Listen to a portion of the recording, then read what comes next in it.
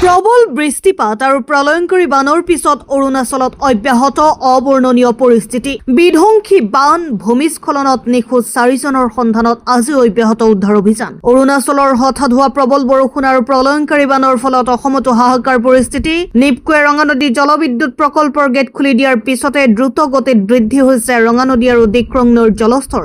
অৰুণাচলত প্ৰলয়ংকৰী বানৰ পিছতে অবৰ্ণনীয় পৰিস্থিতিৰ ভয়ংকৰ বানত 40টাৰো অধিক ঘৰ বিধ্বস্ত হোৱাৰ ফলত গৃহহাৰা হল শতাধিক লোক। এতিয়াও পোছাত নিখোজ হৈ আছে 4জনকৈ লোক। পুৱা 6:30 পৰা 4গৰাকী সন্ধানহীন ব্যক্তিক বিচাৰি উলিয়াবলৈ উদ্ধাৰ অভিযান আৰম্ভ কৰা হৈছে। এই পৰ্যন্ত 17গৰাকী আহত লোকক জীৱন্তে উদ্ধাৰ কৰি চিকিৎসাৰ বাবে ভৰ্তি কৰোৱা হৈছে চিকিৎসালয়ত। তাৰ বিপৰীতে এতিয়ালৈকে এজনৰ মৃতদেহ উদ্ধাৰ কৰিছে উদ্ধাৰকাৰী দলে। প্ৰলয়ংকৰী বানত নিৰুদ্দিষ্ট হৈ আছে অসমৰ এজন লোক। সন্ধানহীনসকলক উদ্ধাৰৰ বাবে পুৱাই হেলিকপ্টাৰেৰে ৰাওনা হৈছে উদ্ধাৰকাৰীৰ দল। বানত বিপৰ্যস্ত লোকসকলক হেলিকপ্টাৰৰ সহায়তে সাহায্য প্ৰদানৰ ব্যৱস্থা কৰিছে প্ৰশাসনে। সম্পূৰ্ণৰূপে বিচ্ছিন্ন হৈ পৰিছে নিপকোৰ ক্ষতিগ্ৰস্ত এলেকাসমূহ। বুধবাৰে পুটিন আৰু পোছাত এজন ভূতত্ত্ববিদ আবদ্ধ হৈ থকাৰ কথা জনাইছিল জিলা প্ৰশাসনে।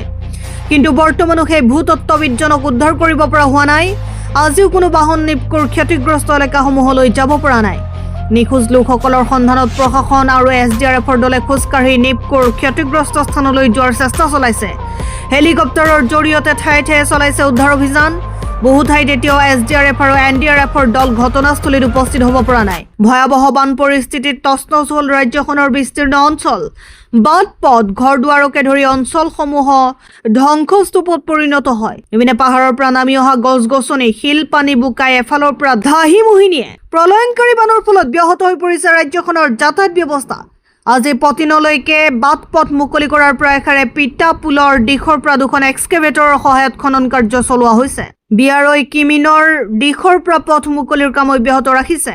ইপিনে ৰাষ্ট্ৰীয় ঘাইপথ কৰ্তৃপক্ষই হজৰ দিশৰ পৰা পথ মুকলি কৰাৰ কাম চলাই আছে। অৰুণাচলত হঠাৎ হোৱা প্ৰবল বৰষুণ আৰু প্ৰলয়ংকৰী বানৰ ফলত অসমতো হাহাকাৰ পৰিস্থিতি। নিপকোৱে ৰঙা নদীত জলবিদ্যুৎ প্ৰকল্পৰ গেট খুলি দিয়াৰ পিছতে দ্ৰুত গতিত বৃদ্ধি হৈছে ৰঙা নদী আৰু দিক্ৰং নৈৰ জলস্তৰ। ইতিমধ্যে অসম চৰকাৰে উজনিৰ কেইবাখনো জিলাৰ বাবে জাৰি কৰিছে হাই এলাৰ্ট। নিপকোৱে পানী এৰাৰ পাছতে ৰাইজক সতৰ্ক হৈ থকাৰ নিৰ্দেশ চৰকাৰৰ। জীয়াঢল নদীৰ বানৰ বাবে বিগত 12 দিনে যোগাযোগ বিচ্ছিন্ন হৈ আছে ঢকুৱাখানা সমজিলাৰ। তেনে পৰিস্থিতি পুনৰ লখিমপুৰ ধেমাজিত পুনৰ নদী বান্ধ সৃষ্ট বিধ্বংসী বানৰ আশংকা কৰা হৈছে। সম্ভাৱ্য বান পৰিস্থিতিৰে মোকাবিলা কৰিবলৈ প্ৰতিখন জিলাৰ সংশ্লিষ্ট প্ৰতিটো বিভাগক সাজু হৈ থকাৰ নিৰ্দেশ দিছে চৰকাৰে। News desk report the report.